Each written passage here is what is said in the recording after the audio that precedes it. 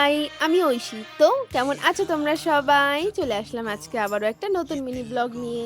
তোমরা তো আগের ভিডিওতে দেখেছো যে আমি এসেছিলাম দিদির বাড়িতে, তারপরে ওখান থেকে যেহেতু পুজোর সময় তার জন্য ঘুরতে বেরিয়ে গেছিলাম দুজন মিলে। আমাদেরকে দেখতে কিছুটা টুইংস মনে হচ্ছে না?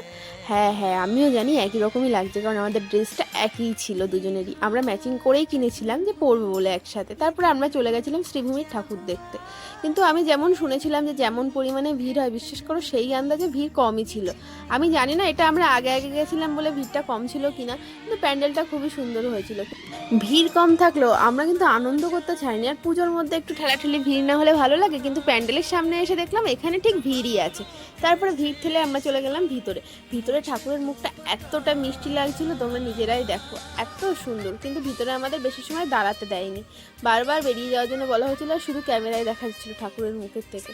তো ভিডিওটা কেমন লাগলো কমেন্ট করে জানিও। তো ভালো লাগে লাইক কমেন্ট শেয়ার করে সাবস্ক্রাইব